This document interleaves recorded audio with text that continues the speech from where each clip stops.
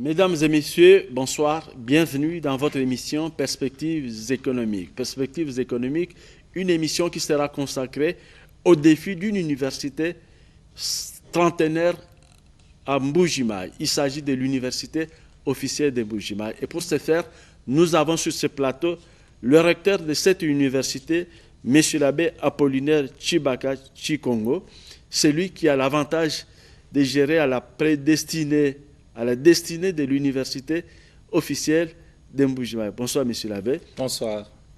Vous vous retrouvez aujourd'hui recteur de cette université au moment où l'université tentait de fêter ses 30 ans d'existence.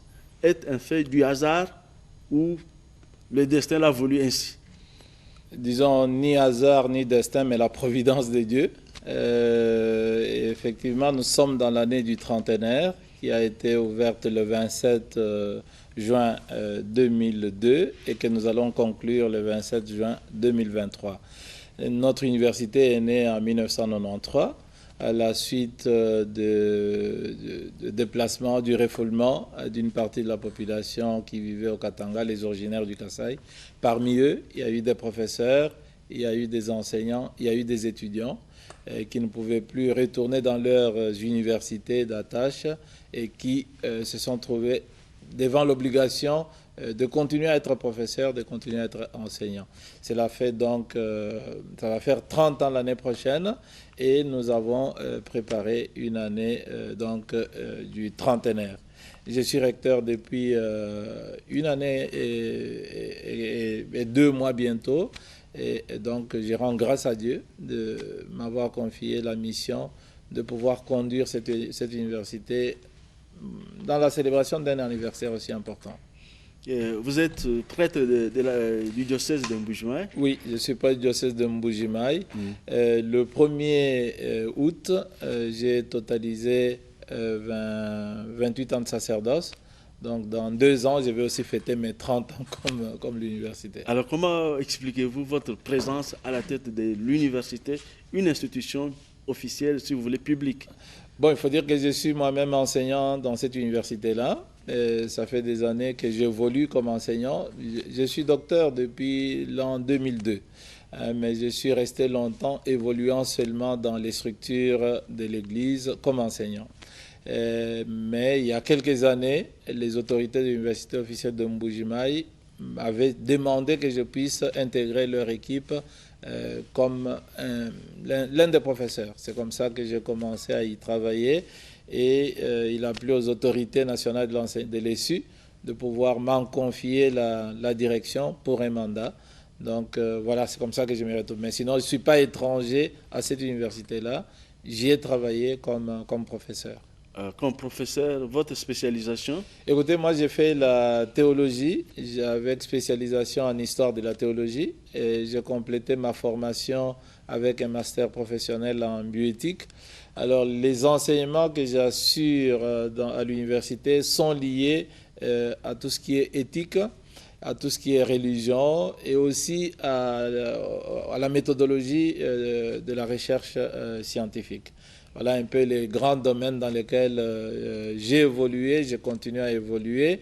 J'assure aussi des cours de langue, notamment le cours du Chiluba et le cours de langue étrangère, notamment l'espagnol, parce que j'ai fait ma formation en grande partie en Espagne.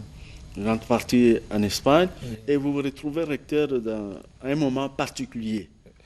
Oui, comme je l'ai dit, en regardant cela avec mes yeux de chrétien, de prêtre, d'homme de foi, je dis, bon, par des circonstances que Dieu lui-même parfois conduit dans sa providence, il m'a donc demandé de servir mon pays comme un recteur de cette université. Mais je ne suis pas seulement pour servir mon pays, je suis, si je peux dire, en apostolat. Parce que pour accepter cette mission, j'ai dû avoir l'autorisation de mon évêque. Donc j'ai dû demander à mon évêque l'autorisation d'accepter, d'assumer cette charge-là. Je l'assume, c'est vrai, en mon nom, mais je l'assume davantage au nom de l'Église. Parce que tout ce que je fais engage mon Église. C'est donc comme un champ d'apostolat pour moi. Je disais à quelqu'un, je suis le curé de l'université officielle de Mbuji-Mayi. Donc j'y suis en mission, si je peux dire apostolique, au service de mon pays, au service de l'Église. Ça rappelle un autre prêtre, Monseigneur Tchibango à son temps, Oui. qui pour être nommé recteur de l'UNASA, Oui.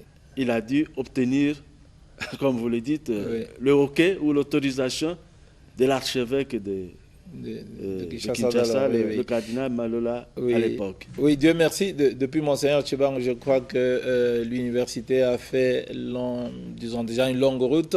Les prêtres sont de plus en plus présents dans l'enseignement officiel, pas seulement dans l'enseignement ecclésiastique, mais aussi dans les institutions officielles. Dernièrement, j'ai pris part au conseil d'administration de l'Université du Congo.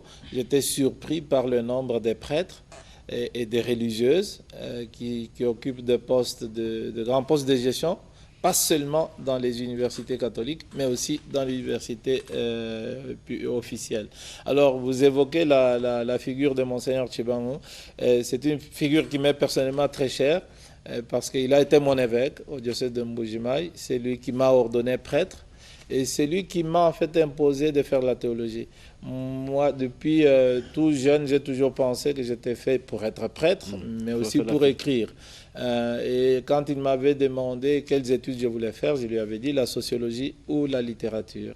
Il a laissé passer une année, il m'a encore demandé, je lui ai dit la même chose. Et à la fin, il m'a dit, vous allez faire la théologie. J'y suis allé à contre-cœur. Mais je me dis, c'était la providence et je suis à l'aise. Et puis j'ai eu la chance dans ma vie d'avoir été son secrétaire. J'ai été son secrétaire pendant 4 ans au diocèse de Mbuji-Mayi. D'abord une année comme séminariste et 3 années comme prêtre. Et depuis lors, j'ai vécu à son ombre pendant 28 ans. Donc c'est quand même un privilège pour lequel j'ai toujours rendu grâce à Dieu. Avoir rencontré dans ma vie un homme de cette trempe-là, un grand homme, un grand esprit, un grand homme d'église, mais aussi un grand homme dans la cité. Et quand vous avez la chance que cet homme-là vous ouvre les portes de sa vie, vous introduise dans son intimité, c'est vraiment une véritable école. Et donc, que vous puissiez vous retrouver comme recteur d'une université publique, oui, quand on a évolué dans le siège de Tarcisse Tchibango, ce n'est pas une surprise. Non, il y a toute sa spiritualité de la sécularité, où lui, comme prêtre, comme jeune prêtre, il a été propulsé à la tête d'abord de l'université Lovanium, qui était une université catholique. Et lorsqu'il y a eu zaïrianisation de Lovanium, il a été nommé recteur de l'UNASA, donc de l'ensemble des universités du Congo. Et puis, il est resté président du conseil d'administration des universités. Moi, comme secrétaire, j'étais un peu, pendant 28 ans, témoin de cette histoire-là. De manière, si je peux dire, privilégiée. Et à côté de lui, donc, on apprend ce que c'est qu'être prêtre séculier aussi. C'est-à-dire, on est prêtre dans l'Église, mais une Église au service du monde. Et il y a le défi d'être prêtre là où je suis. Donc, je suis recteur d'une université officielle, mais je suis d'abord comme prêtre. Mais justement, monsieur l'abbé, parlons des défis de l'université officielle de Mbuji-Mayi. Chaque jour, vous faites quoi? Qu'est-ce que ça représente pour vous? Parler de l'université officielle de Mbuji-Mayi. Bon, c'est des grands défis. D'abord, quand on arrive à l'université officielle de Mbuji-Mayi, ou quand je suis arrivé d'abord comme enseignant, le premier défi apparent, c'est le défi des infrastructures. Comme j'ai dit, c'est une université qui est née dans un contexte un peu malheureux. De crise, oui, elle n'est pas née d'une planification politique ou bien, je sais pas moi, dans les ministères, on a pensé qu'on va répondre à tel besoin dans telle région. Elle est née dans un contexte de conflit interethnique, malheureusement. Et donc, c'est une université qui a commencé, si je peux dire, par squatter des bâtiments, c'est-à-dire des étudiants ont occupé d'abord de manière polie les bâtiments d'un institut, et puis finalement, ils ont fini par chasser les élèves, les propriétaires. Et puis finalement, ils ont petit à petit occupé ce terrain-là.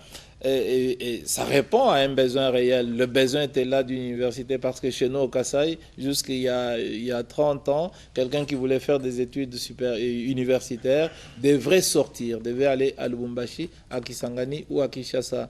Il n'y avait que 2 instituts supérieurs chez nous. Donc il y a l'ISP de Kananga, donc, qui est devenu l'UPECAN, donc l'Université pédagogique de Kananga, mais qui a longtemps fonctionné comme NM, donc fondé par les Belges.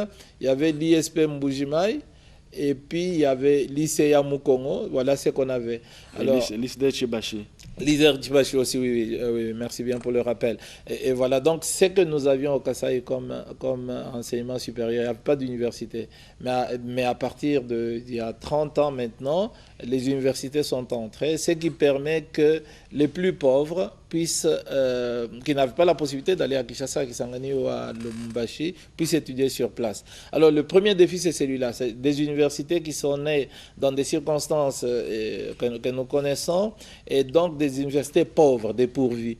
Et là, c'est la première chose. Quand on a eu la chance, comme nous, d'étudier dans des institutions d'église, quand on a été dans des universités sérieuses, quand on sait ce que c'est qu'une université, et qu'on dit je vais enseigner ici, ou bien je suis recteur de cette université-là, j'ai l'habitude de blaguer en disant à des amis, entre moi et mon collègue de la Sorbonne, il n'y a de commun que le titre, en fait. Pourquoi? Parce que c'est une université sans infrastructure. Mais Dieu merci, à partir du 19 avril, le gouvernement congolais 2022 a commencé à construire pour nous une université. Disons, on va avoir des infrastructures sous le leadership du président de la République, et puis le ministre de l'ESU, Mouindo, qui a posé la première pierre. Ça va être la première fois dans l'histoire du Kasaï que l'État congolais fasse quelque chose, construise une université. Les différentes universités qui existent au Kasaï, les différents instituts supérieurs qui existent au Kasaï, sont financés par les autochtones, par la communauté locale, excepté l'ancienne école normale de Kananga, l'ENEM, qui est devenue l'ISP Kananga, et puis l'université pédagogique de Kananga, qui a été construite par les Blancs, par les Belges. Le reste, c'est fait par nous. C'est fait par nous. Quand je dis nous, ça veut dire où c'est l'Église catholique qui l'a fait, les fils du coin. Mais maintenant, l'État congolais, depuis qu'il existe, construit une université. Cette université en fait, c'est la première université dans l'histoire de la République démocratique du Congo. C'est ça, oui. Alors, donc là, on va avoir donc, une université sérieuse par les infrastructures, parce que l'université, c'est aussi les infrastructures. Dans cette première phase, ça va être 16 auditoires, et puis une résidence pour accueillir 600 étudiants, 400 garçons et 200 filles, ce qui est prévu. C'est déjà beaucoup ce qui va être fait, mais c'est peu par rapport aux besoins.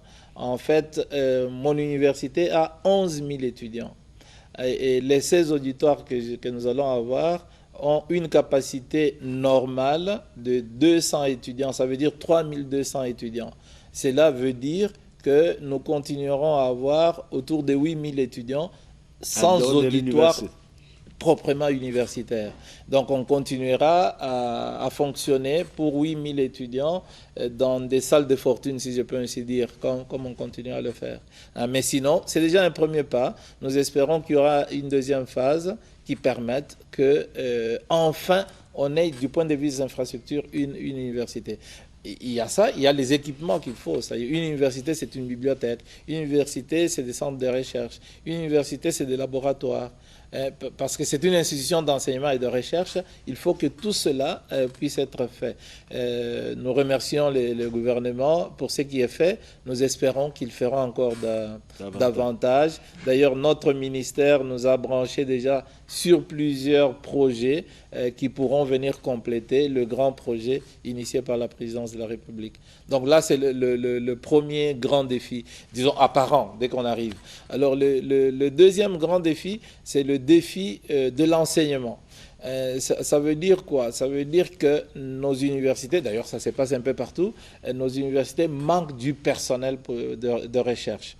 Si nous prenons les chiffres, un peu les statistiques au niveau international, nous savons par exemple qu'aux États-Unis, par exemple, vous avez plus de 4500 chercheurs, donc professeurs-chercheurs, par million d'habitants, par 1 million d'habitants. En Europe, vous êtes autour de 2000-2500 chercheurs par million d'habitants.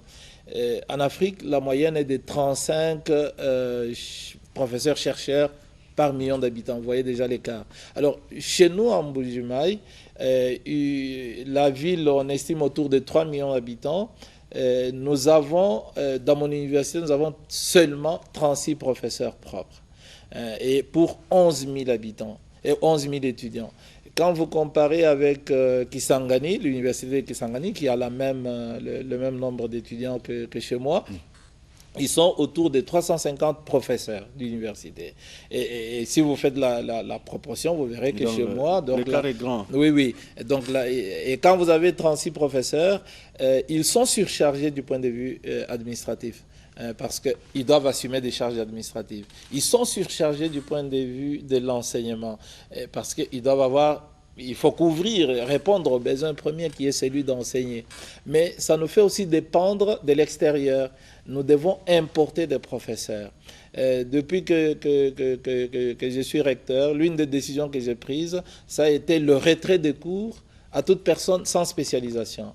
C'est-à-dire il y avait des assistants, il y avait des chefs de travaux qui enseignaient, qui assuraient des enseignements jusqu'en deuxième année de licence et qui parfois dirigeaient des travaux de fin de cycle, qui pouvaient porter le nom d'un professeur pour des raisons formelles, mais la réalité du travail était faite, assumée par ces assistants-là, mais qui n'avaient aucune spécialisation. Donc on leur a retiré les enseignements pour leur donner la possibilité de se consacrer exclusivement aux études en vue de leur spécialisation. Alors cela fait que nous importons beaucoup de professeurs qui viennent de l'extérieur. Et ces professeurs, je pense que c'est important, c'est un investissement. Mais nous espérons que petit à petit, notre université puisse, d'ici 5 ans, commencer à se prendre en charge. Il faut que l'on passe de nos 36 professeurs actuels à plus de 100 professeurs pour commencer à stabiliser plus ou moins la qualité de l'enseignement. Donc là, c'est un très très grand défi. Et pour le faire, l'une des initiatives que nous avons prises localement, c'est la création d'une bourse qu'on a dénommée Bourse Dr Etienne Tshisekedi wa Mulumba, un personnage connu dans l'histoire du Congo et dont nous, les Kassaïens, nous sommes fiers, mais dont le Congo ici est fier à cause de tout ce qu'il représente. Et on peut voir le personnage politique, mais qu'on n'oublie pas que c'est l'un des premiers docteurs de ce pays, de l'Ovanium. Alors nous avons voulu l'honorer en donnant son nom à cette bourse-là, mais aussi en le proposant comme modèle de cohérence éthique pour un universitaire. Alors cette bourse-là, elle est financée localement par des personnes de bonne volonté. Donc nous avons lancé une campagne depuis une année qui nous a déjà permis de pouvoir contribuer à une moyenne de 60% aux frais académiques exigés pour la préparation du 3e cycle, donc des études de DEA ou de doctorat pour cette première année. Qui sont organisés localement? Notre université organise le 3e cycle dans 3 grands domaines, mais il y a d'autres candidats, les domaines que nous n'organisons pas, ils le font à Kisangani, à Lubumbashi et à Kinshasa. Chacun reçoit, pour ce qui concerne les frais académiques, si vous étudiez chez nous sur place, 60%. Si vous étudiez en dehors de chez nous, vous avez 50%. C'est peu par rapport aux besoins réels d'un doctorant. Mais c'est un geste de solidarité de la communauté. Et il y a des gens, chacun donne à sa manière. J'ai toujours été frappé par la générosité d'un huissier de notre université qui, le jour où on a organisé le gala pour sensibiliser les gens, il a demandé la parole et il a dit qu'il allait donner $10 par mois pendant 6 mois. Moi, ça m'a fait pleurer parce que c'est un gagne petit, c'est un homme qui a ses problèmes et qui dit, moi, je vais donner $10 chaque mois pendant 6 mois pour aider à la formation des futurs professeurs.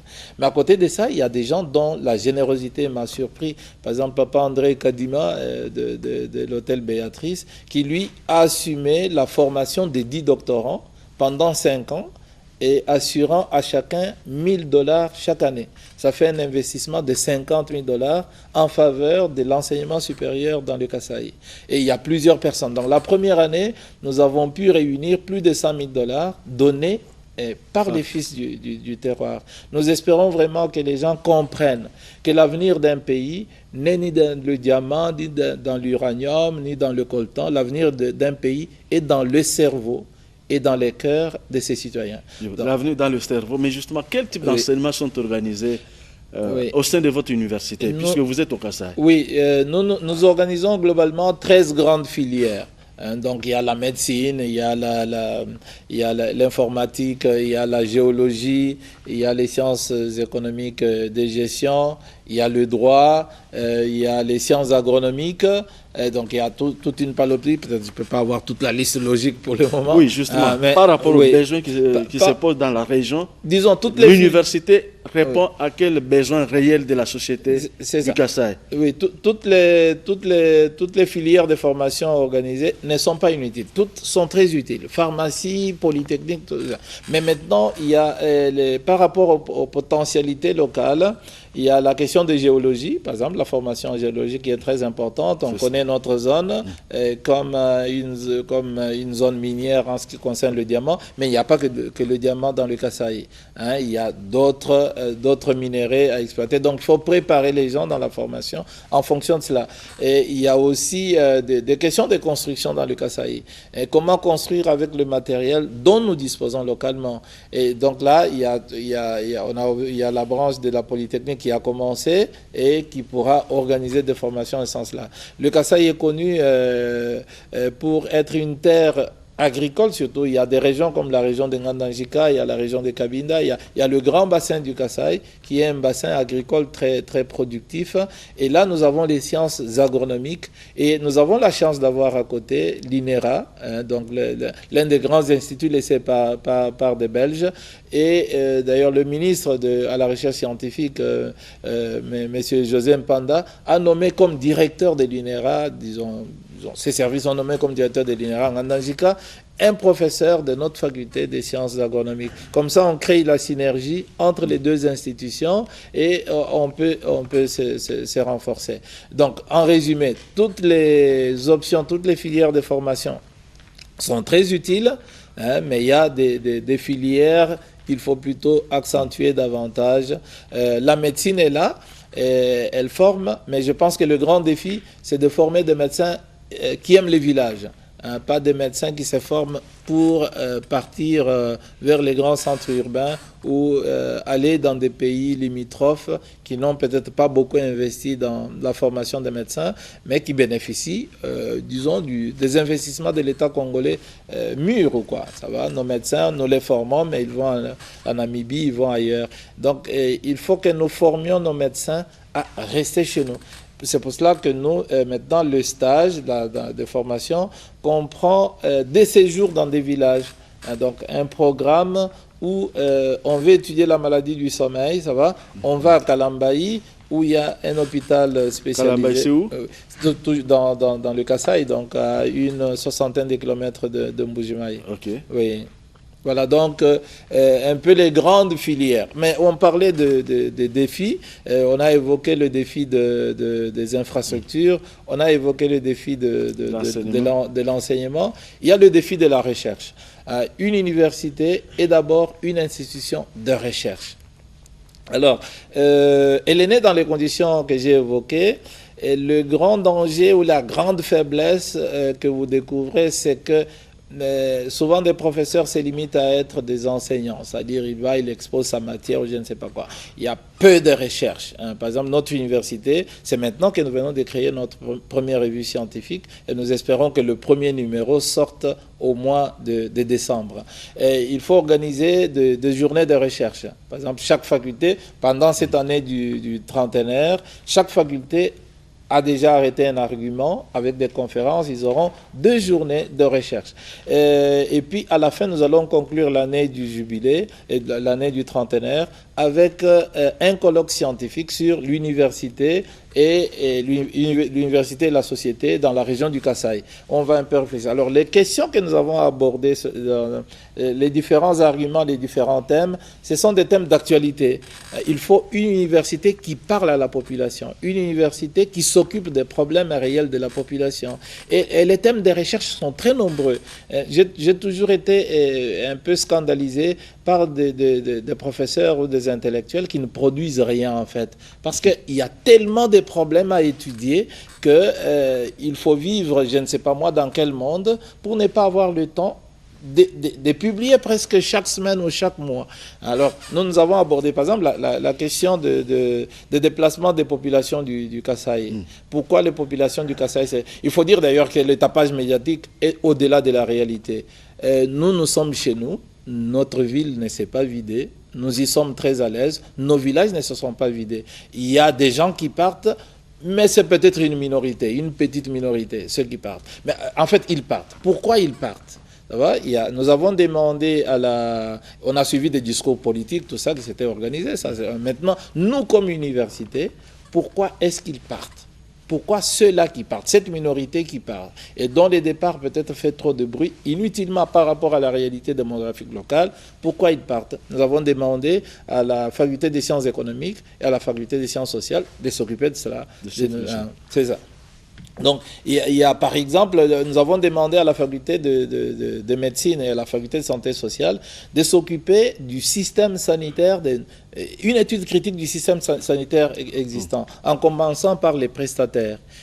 En Mbuji-Mayi, quels sont les prestataires? Nous avons la MIBA, nous avons l'Église catholique, nous avons l'État, nous avons certains privés. Alors qu'on étudie les prestations du système sanitaire chez nous, comment elle fonctionne et qu'est-ce que nous, comme université, comme faculté de médecine, comme faculté de sciences de santé publique, comme faculté de pharmacie, mais aussi les instituts supérieurs de techniques médicales qui sont sur place, qu'est-ce que nous pouvons faire pour que ce système soit de plus en plus solide.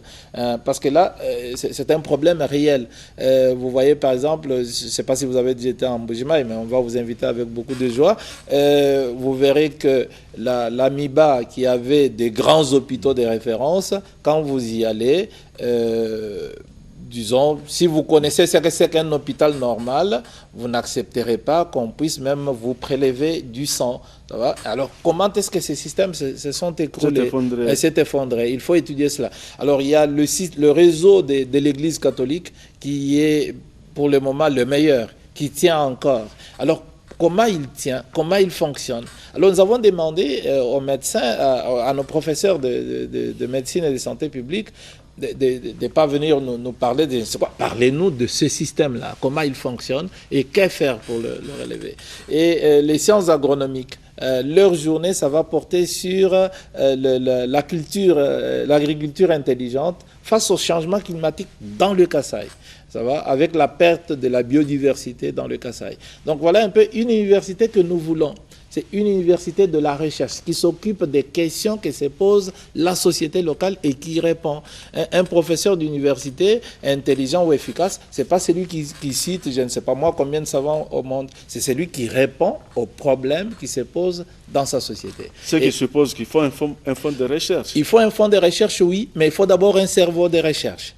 Donc les fonds, on sait les inventer, on sait les trouver. C'est-à-dire, quand quelqu'un a de la passion pour sa science, pour son travail, il sait inventer les moyens. Mais lorsqu'il n'y a pas de passion pour son travail, lorsque le cerveau ne se pose aucune question, vous n'allez pas chercher de l'argent. Donc il faut commencer par se poser des problèmes, il faut commencer par s'engager, alors les moyens vont venir. Donc ceux qui pensent qu'ils ne peuvent mener des recherches, que lorsqu'ils seraient installés dans des laboratoires, je ne sais comment, dotés de je ne sais quel budget, ils ne feront jamais rien. Monsieur l'abbé oui. Apollinaire Tchibaka, je rappelle que vous êtes recteur de l'université officielle de Mbuji-Mayi. Oui. Vous avez salué le travail, l'appui oui. que le gouvernement vous apporte dans de nouvelles infrastructures, oui. mais ça ne se limite pas là. Vous avez d'autres partenaires ou d'autres universités qui collaborent avec Oui, votre... nous avons, comme je vous ai dit, moi j'ai fait mes études en Espagne, donc il y a déjà des universités espagnoles avec lesquelles nous avons signé de conventions de collaboration, et l'une d'elles est engagée notamment dans, maintenant là, nous venons d'avoir notre premier laboratoire d'informatique doté de 110 ordinateurs portable financé par cette université-là. Et le centre fonctionne et avec cette université, nous sommes en train de travailler maintenant sur notre plan stratégique sur les 5 années. Nous allons pouvoir conclure l'élaboration avec eux au mois de septembre et au mois d'octobre, par là, nous espérons les soumettre au conseil d'établissement pour approbation avant de les soumettre au ministre des tutelles pour sanction avant sa publication. Mais il y a au moins 10 universités au Canada et en Europe avec lesquelles nous sommes en partenariat et nous avons signé la plupart des conventions au mois d'avril. Nous espérons bientôt pouvoir les relancer. Le ministère de l'ESU vient depuis hier de m'informer de 2 autres universités suisses qui sont intéressées par notre université, et d'ici peu une mission est organisée pour que j'aille les rencontrer afin de consolider cette relation-là. Donc, et en Allemagne notamment, il y a dans le monde l'univers plus catholique des catholiques, hein, le patronat de Francfort qui a appris qu'un prêtre catholique était recteur d'une université officielle et qui a déjà posé des gestes de générosité à l'égard de notre université pour la numérisation du fonctionnement, et nous espérons pouvoir les rencontrer aussi bientôt pour pouvoir discuter du plan d'ensemble de travail. Donc l'État fait quelque chose déjà, c'est qu'il y a beaucoup. Il y a des partenaires extérieurs qui font déjà beaucoup. Il y a la contribution, comme je l'ai dit, à travers la bourse Dr Etienne Tshisekedi Mulumba. Je pense que c'est un bon début, hein, mais nous devons aller encore de l'avant pour pouvoir avoir une université digne de ce nom. Hein. Mais vous avez tendu la main à certains fils du coin qui sont un peu partout au Canada pour pouvoir vous appuyer dans l'organisation des enseignements. Oui, il y a des gens qui sont disposés à venir nous aider, des professeurs. Comme j'ai dit, la grande crise que nous avons, c'est la crise de manque de professeurs. Alors, il y a des gens qui sont disposés à le faire à condition que nous leur assurions le transport et le logement. Alors, notre université s'est déjà battue pour pouvoir offrir des conditions de logement un peu dignes à ceux qui viennent. Donc, quand quelqu'un vient, qu'il est habitué à vivre dans des conditions où l'hygiène fait partie de la culture normale, il ne faut pas venir l'installer dans des conditions irrégulières. Et donc là, nous disposons déjà, nous avons aménagé ce qui servait avant des bureaux pendant un temps, nous l'avons transformé en une résidence pour accueillir nos professeurs, et on a pu aménager à l'intérieur 7 appartements où un professeur peut venir et être à l'aise, avec de l'électricité 24 heures sur 24, de l'électricité solaire, avec du matériel de très bonne qualité. Ça permet d'ailleurs même que grâce à l'énergie solaire, notre université puisse disons, faire tourner son administration. Parce qu'en Mbuji-Mayi, comme un peu partout dans l'ensemble du pays, l'accès à l'électricité n'est pas facile. Alors là, nous avons investi dans le solaire, et nous espérons, disons, ça fait déjà une année où nos bureaux peuvent fonctionner 24/24 sur énergie électrique. Et puis quand nos visiteurs viennent. Alors ceux-là, nous espérons vraiment, on a déjà la liste des bénévoles qui sont disposés à venir gratuitement, à condition qu'on leur assure des conditions de séjour. Mais localement aussi au Congo, on a déjà invité plusieurs de nos profs, des gens qui sont ressortissants du terroir et d'ailleurs, qui ont accepté de venir nous aider. Ce qui suppose que l'université devra assainir ses propres finances pour répondre à ces nouveaux défis. Effectivement. Mais je pense que, disons, les budgets permettent qu'on le fasse. Nous avons 11 000 étudiants Ça veut dire nous avons la capacité, si les choses sont gérées dans l'honnêteté, pour pouvoir assurer à nos invités des conditions normales de déplacement, de séjour, de prise en charge. Donc là, de ce côté-là, je n'ai pas peur. Donc on a levé cette option-là qui est coûteuse, mais on ne peut pas préparer l'avenir d'un pays en n'investissant pas dans la qualité de la formation. Et un bon professeur dans un auditoire forme bien au-delà de la matière qu'il dispense, parce que sa personne inspire, sa personne est une incarnation d'un idéal de vie. Alors, mieux vaut faire venir des grands professeurs, des gens qui ont des noms, ça va, ils vont marquer. Un professeur anonyme qui passe dans un auditoire et 2 heures après, on ne sait même plus comment il s'appelle, est peut-être un danger pour la qualité de l'enseignement. Donc, je souhaite avoir dans des auditoires des professeurs dont la présence est déjà par elle-même, comment dirais-je, une interpellation. Donc, on sait que ce monsieur existe, je peux le toucher. Ce n'est pas un mythe, c'est un homme comme moi. Pourquoi? Parce qu'il a fait de sa vie quelque chose de singulier dans le milieu où il vit. Alors là, nous invitons donc des grands professeurs, des grands noms du Congo. Il y a quelques jours, on était avec le professeur Noël Tchani, qui est venu chez nous. C'est un grand honneur qu'il vienne. Et j'ai vu qu'au-delà de l'enseignement, il a fait bouger toute la ville. Il y a des gens qui venaient pour voir les messieurs. Donc, pourquoi? Parce que bon, il est là, sa présence peut inspirer. Ça, c'est très important. Et je me souviens qu'il a fait des déplacements. Il est allé à 100 km pour tenir une conférence. Des étudiants l'ont suivi pour aller écouter la conférence. Il est allé dans une autre ville, ils se sont déplacés. Donc, nos universités ont besoin de personnes. Par exemple, là, il y a le professeur Bakandeja qui est arrivé depuis le 18, et la semaine prochaine, il va tenir une conférence. Et donc, j'imagine que la salle sera encore pleine à craquer. On a donc besoin de ces gens-là qui viennent.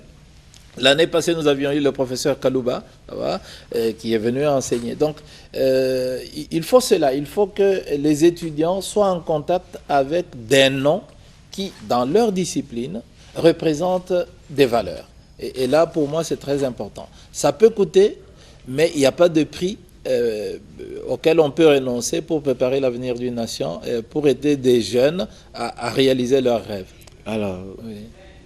Une avant-dernière question. Oui. Comment vous voyez l'avenir de l'université officielle de Mbuji-Mayi?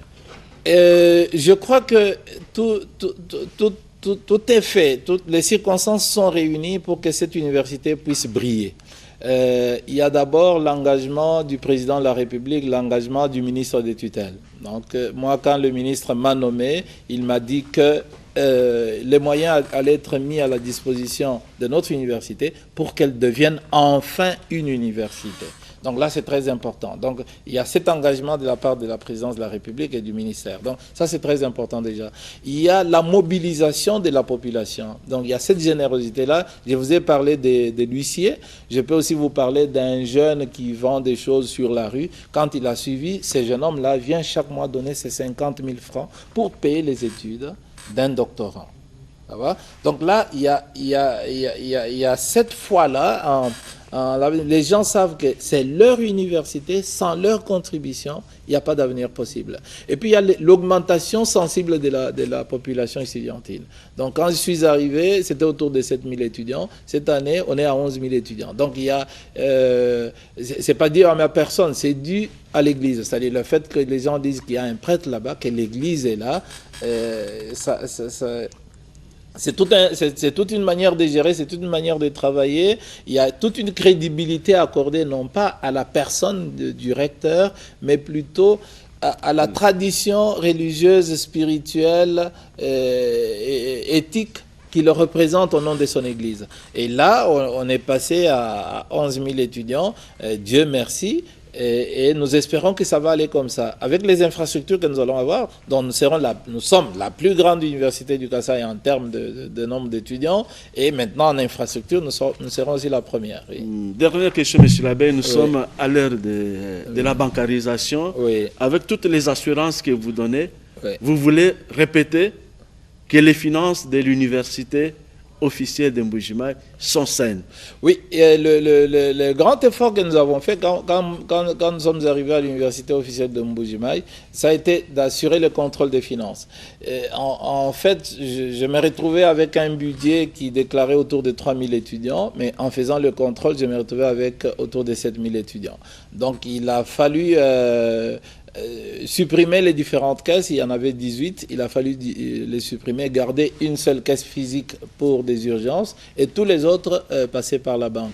Mais il faut continuer à travailler parce que dans notre pays, la corruption n'épargne aucune institution, y compris l'université qui devait être le sanctuaire des vertus au nom des valeurs spirituelles, au nom des valeurs intellectuelles. Donc il faut continuer à gérer. Moi, je viens d'un monde, du monde de la foi, je suis un curé, je viens du monde où ma parole suffit pour qu'on me fasse confiance, donc où on s'est fait confiance mutuellement. Et alors vous entrez dans un monde différent. C'est un monde différent dans lequel je suis entré, un monde où parfois on se donne des coudes. Bon, grâce à la foi on tient, grâce à la prière on tient. Et puis, grâce à la conscience personnelle, on s'est dit, je suis ce que je suis devant Dieu et devant ma conscience, et là me suffit. On est à l'heure des réseaux sociaux, où parfois les débats à l'université ne sont pas des débats académiques, mais c'est plutôt des débats de diffamation, des débats de ceci, où les gens se battent pour des petits intérêts. Mais cela n'empêche pas quelqu'un de dire, j'ai fait mon travail. Voilà la mission qui m'a été confiée par l'État congolais au nom de mon identité de prêtre, au nom de mon église. Je vais faire le nécessaire pour qu'après moi, il n'y ait pas de régression en termes de principe de gestion. Et donc, c'est ça il faut qu'on pose des bases pour une gestion saine de l'université et une gestion saine des ressources matérielles, une gestion saine des ressources humaines. Et sans une gestion saine, le leadership que l'on peut assumer va être un leadership ridicule, éphémère. Voilà, donc je suis très confiant. Je pense que mon université est en train de changer. Je vous invite à venir à Mbuji-Mayi, vous allez vous-même, est en train de changer, elle changera. Et là, vraiment tous les atouts aujourd'hui pour que dans 4-5 ans, on soit une université respectée et respectable. Merci, monsieur l'abbé Apollinaire Tshibaka. Vous êtes recteur de l'université officielle de Mbuji-Mayi. C'est sur ce terme que nous mettons un terme à cette émission Perspectives économiques. C'est vrai que nous avons exploré avec vous les défis de gouvernance d'une université trentenaire au Kasaï. Merci pour votre participation à l'émission. Perspectives économiques, ça n'est fini pour ce soir.